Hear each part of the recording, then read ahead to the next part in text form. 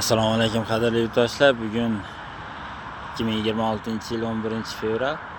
Mana navbatdagi obyektimiz xudo xolisa 100% ga tugadi. Bu joyimiz 27 ga 12 metr bo'lib, Texas Motor mashinalarni Texas Motor qilish uchun qurilgan bino.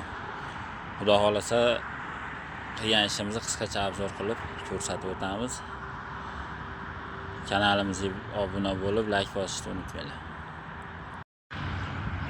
Xo'p, bu qurilgan zdaniyamizga 3 ta darvoza qilib berganmiz. Birinchisi, ikkinchisi darvozamiz rasmiylari 3,5 ga, eni bo'yi 4,5 metr.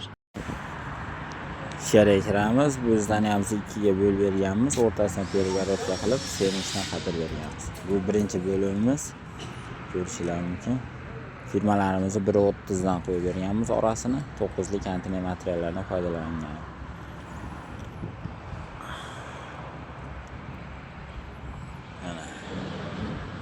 Bu ikkinchi bo'limimiz bo'lib, bu yerda 2 xonali qilib o'rtasidan yo'l berilgan. Bitta kompressiya, boshqa jihozlar qo'yiladigan joy bo'lgan. Tepa qismi esa ofis bo'ladi. Ikkinchi etajda. Buni ko'rishingiz mumkin.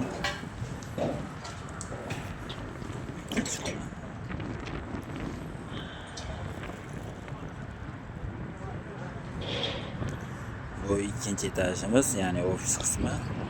Ikkinchi etajimizdan bitta monolit 7 cm qo'yilgan. Bu tashqi ko'rinishdan pastda sanuzel xonalari 2 xonaga bo'lingan. Kimga shunaqa xizmatlar kerak bo'lsa, bemalol aloqaga chiqaverasizlar.